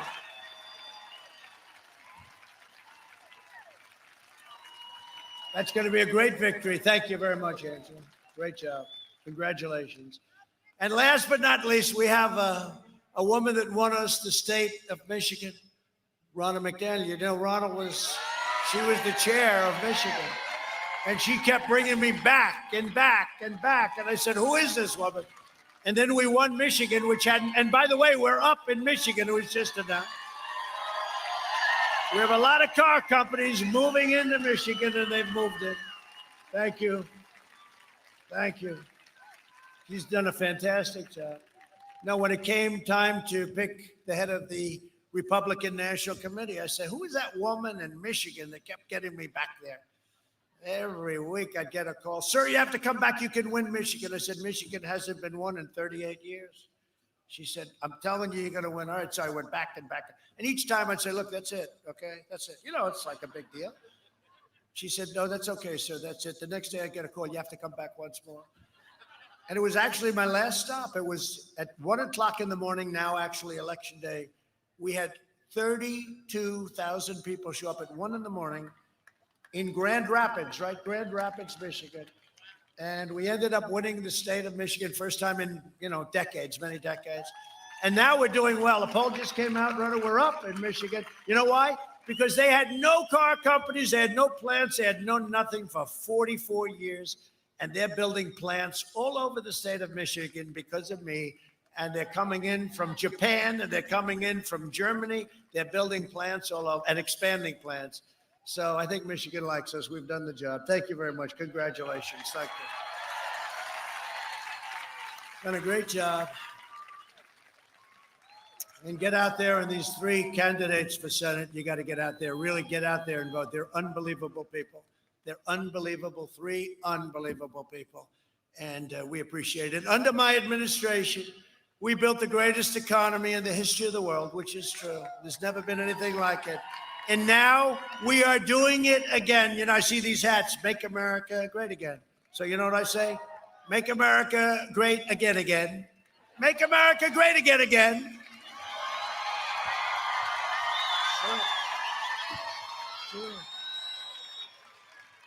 We had it done, and then the plague came in from China. We're not forgetting that. You watch. We're tariffing the hell out of them. We're getting so much money. We gave it. Our farmers were targeted. We gave it to our farmers, Sonny, so that's fine. In my first 3 years, family income increased by $6,000. Think of that, $6,000 a family, more than 5 times the gains in all 8 years under the Obama-Biden administration. Remember this, and I said it today, I never even thought of it. If they were good, I wouldn't be your president. I wouldn't have run. If they were good, I wouldn't have even run, but they were horrible, so I won. If they were good and I did run, I wouldn't have won because they would have done a good job and I wouldn't have won. They were horrible.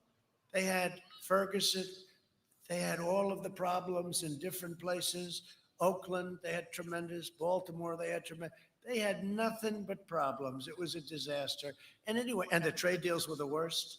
And the Iran deal with $150 billion, we got nothing. And $1.8 billion in cash. African-American income grew 9 times more, 9 times, than it did under Biden and Obama. You know, they called up David today. They said, sir, we have bad news. What's the bad news? Obama's going to start campaigning for Sleepy Joe. I said, is that good or bad? Why is it bad? Because he campaigned harder for Hillary than she did. You know? He was very ineffective as a campaigner to me. I thought he was very ineffective. So I think that's good news. But if you remember, you just remember this. He was a vice president for 8 years to Obama, and Obama refused to endorse him. He wouldn't endorse. You know why? Because he knows he's mentally shot. He's shot. And Obama, look, I mean, he's a patriot. And he says, you can't have a guy like this. And then he ended up lucking out because Warren wouldn't get out of the race. And so they were splitting up the vote. And what did he do?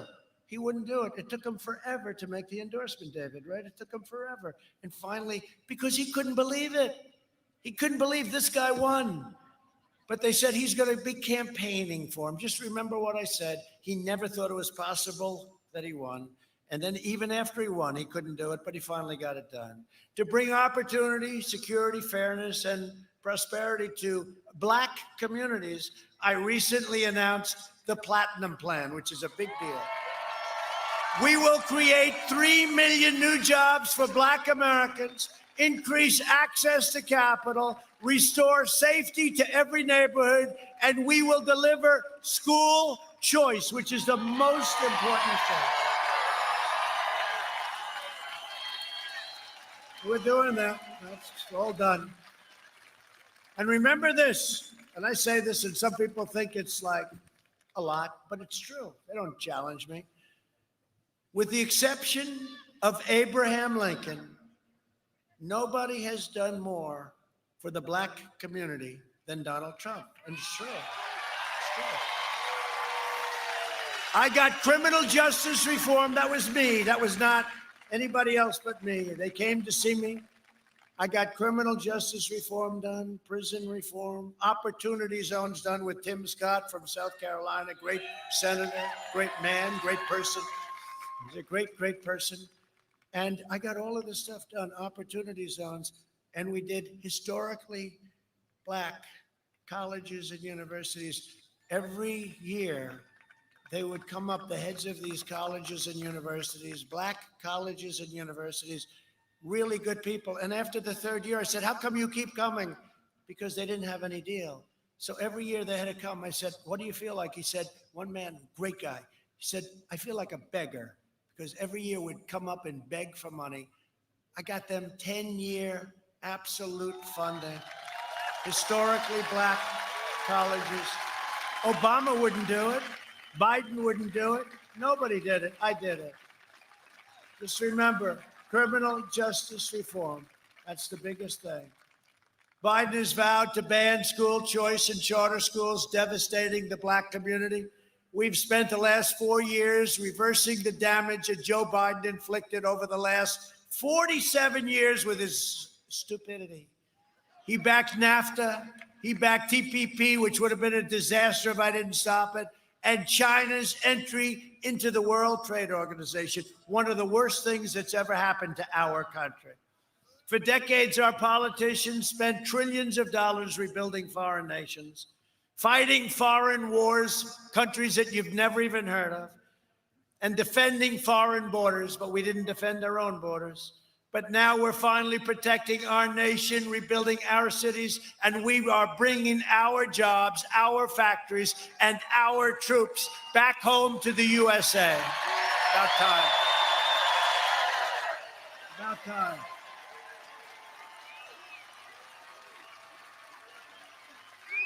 They're all coming home. They're all coming home. They're all coming home. We invested $2.5 trillion in the U.S. military and launched the first new branch of the United States Armed Forces in 75 years, so necessary, the Space Force, and they helped us get it approved. And for our great veterans, we passed VA choice and VA accountability. And you heard 2 weeks ago, we got a 91% approval rating from our vets. First time this ever happened. We took over 100% of the ISIS caliphate in Iraq and Syria. And when I took over, it was a mess. And we killed the leader of ISIS who was trying to reform ISIS. Al-Baghdadi is dead.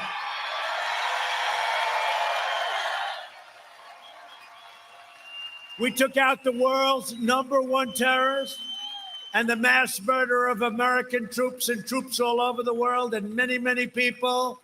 Soleimani is dead.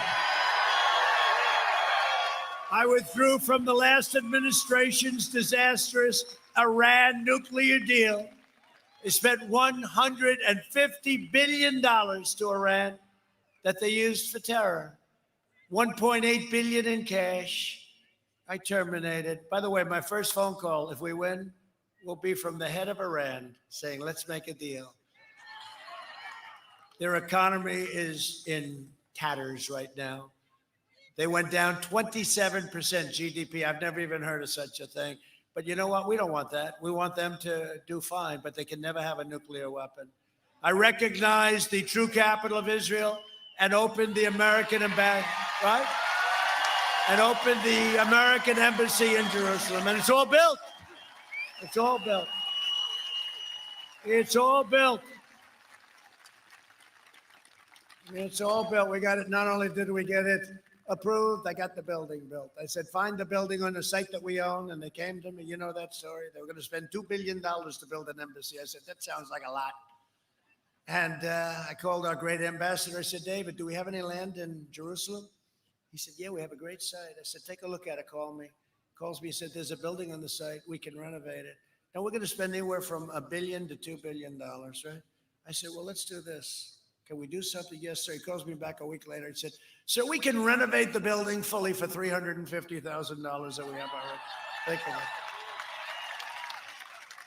It's the first time in my life, in my business career, I ever did this. I said, David, it's too cheap. It doesn't sound good.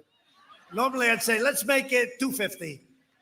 I said, David, make it like $500,000 and use Jerusalem stone. I have a friend, Ron Barron, smart guy. He's so proud. He's got Jerusalem stone in his lobby of his office building.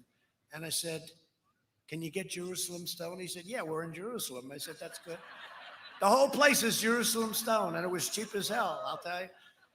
So we built this building for under $500,000, and it's been open for a long time. And every president for many, many decades has said they were going to do it, and not one of them got it done. And I got it done and got the building built. I also recognized Israeli sovereignty over the Golan Heights. 52 years they were working on that. They were working on it for 52 years. I got it done in about 2.5 hours. And instead of endless war, we are forging peace in the Middle East without blood all over the sand, right? You see what's going on? UAE, Bahrain, and we have countries lined up to sign. The fact is, I did more in 47 months than Sleepy Joe Biden did in 47 years. And now the Democrats are pushing the most far left agenda ever put forward by a presidential nominee. The Biden plan would destroy Social Security and destroy protections for pre-existing conditions. People with pre-existing conditions are never going to get it. Their plan and this Green New Deal will destroy our country. It's crazy. You know, when I first heard it, I thought they were joking, actually. I thought, oh, not even cows do they want. They don't want cows. I think they gave up on that one, but they didn't really give up. They will never give up. Biden's running mate sponsored a bill to outlaw private health insurance. 180 million people that love their private plans, right? They love their private plans. Those plans are going to be gone. Biden vowed to terminate our travel bans on jihadist regions and surge refugee admissions 700%, opening the floodgates to radical Islamic terrorism. Your state and your country will be overrun and overwhelmed. We'll have no money, and we will indeed be another Venezuela, very large-scale version. A vote for Republicans is a vote for safe communities, great jobs, and a limitless future for all Americans. It's a vote for the American dream. It's the American dream, and we're going to have it bigger and better than we ever had it before. And in conclusion, over the next 4 years, we will make America into the manufacturing superpower of the world, and we will end our reliance on China once and for all. It's already taking place. We will hire more police, increase penalties for assaults on law enforcement, and we will ban deadly sanctuary cities. We will uphold religious liberty, free speech, and the right to keep and bear arms. Second Amendment. We will strike down terrorists who threaten our citizens, and we will keep America out of these absolutely ridiculous, endless foreign wars. Our troops are coming home. We will maintain America's unrivaled military might, and we will ensure peace through strength. And I want to tell you, we have the greatest weapons, much of it built, ever in the history of any country in the world. We are the envy of China and Russia and North Korea and everybody. And when I came here, one of our most overrated generals in the world told me, one of the most overrated generals, he said, "Sir, we have no ammunition." And I said, no president should ever, ever hear that. And now we have ammunition like you wouldn't believe, but we have rockets, and we have missiles, and we have tanks, and we have F-35s and all sorts of aircraft, tankers and bombers. And you only hope to God we never have to use it, that's all. But we are the envy of the world. We have rebuilt our military, $2.5 trillion, and we have never had anything like it. So just hope we never have to use it. We will end surprise medical billing, require price transparency, and further reduce the cost of prescription drugs. They'll be coming down 80%, 90%, 70%. We will strongly protect Medicare and Social Security, and we will always protect patients with pre-existing conditions. So important. America will land the first woman on the moon, and the United States will be the first nation to land an astronaut on Mars, and that's moving along rapidly. And we will stop the radical indoctrination of our students and restore patriotic education to our schools.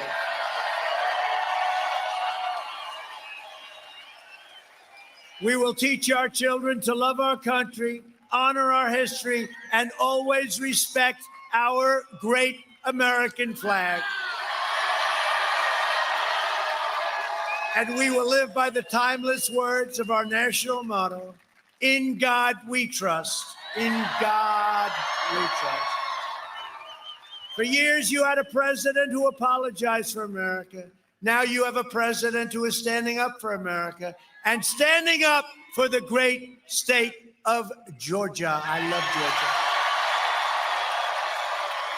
Early voting is underway, so get your friends, get your family, get your neighbors, get your coworkers, Get your boss, if you have a boss, say, boss, you come with me right now.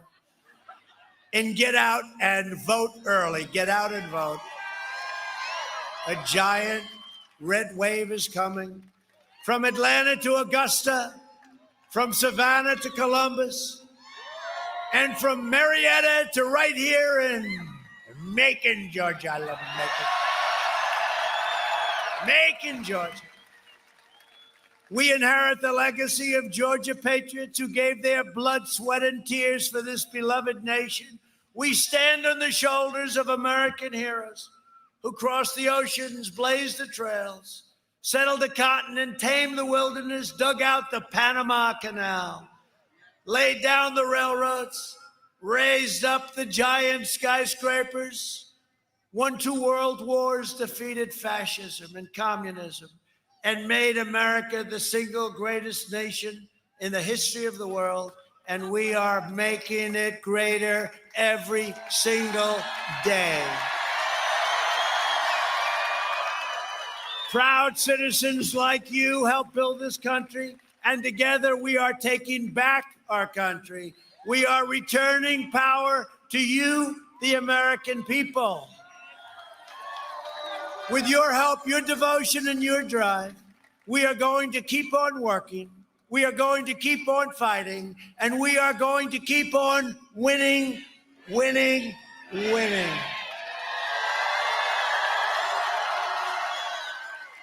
We are one movement, one people, one family, and one glorious nation under God. And together with the incredible people of Georgia, we have made America wealthy again. We have made America strong again. We have made America proud again. We will make America safe again. And we will make America great again. Thank you, Georgia. Thank you very much.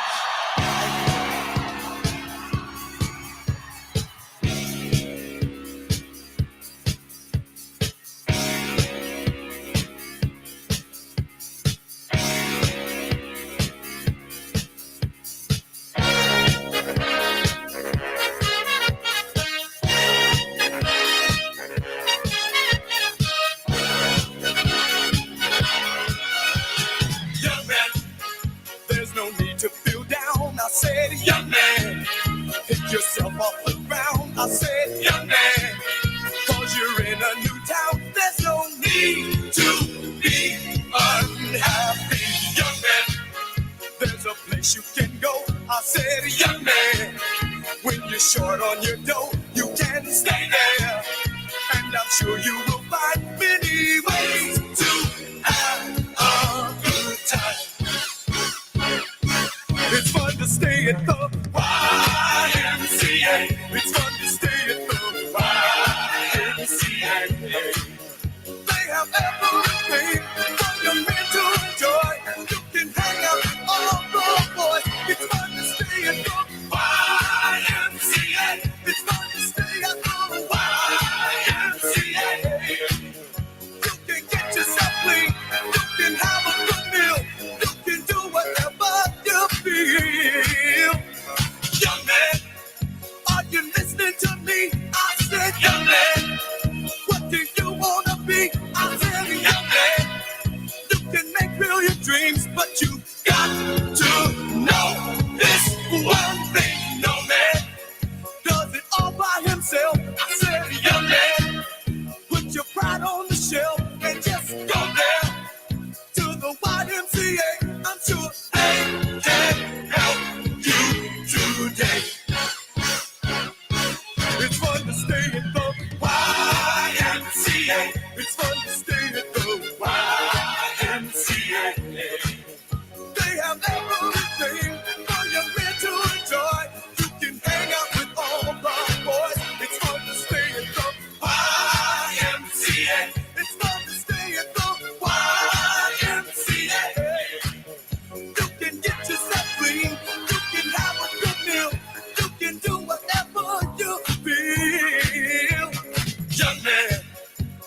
was once in your shoes. I said I was down and out with the blues. I felt no man cared if I were alive. I felt the whole world was so tired. That's when someone came up to me and said, young man, take a walk up the street. It's a place there called the YMCA. They can start you back on your way.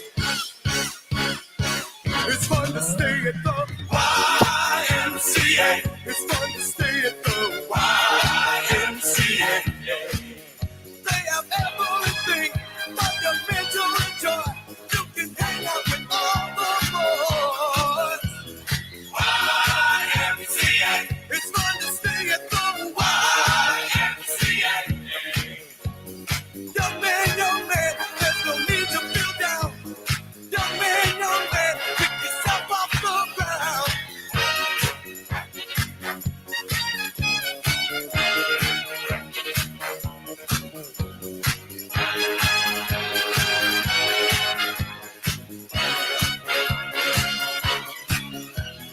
YMCA. It's fun to stay at the YMCA. Young man, are you listening to me? Young man, what do you wanna be? YMCA. You'll find it at the YMCA. No man, does it all by himself. Young man, put your pride on the shelf. YMCA. And just go to the YMCA. Young man, I was once in your shoes. Young man, I was down with blues.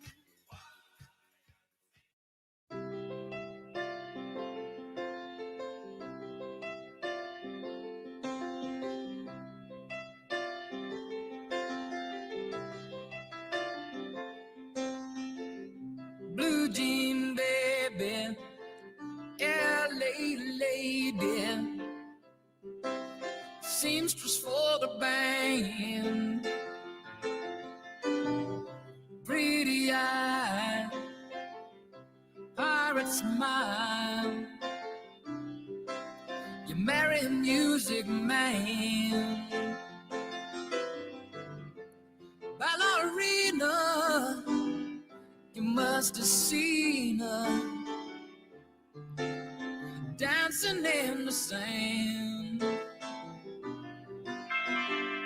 Now she's in me, always with me, tiny dancing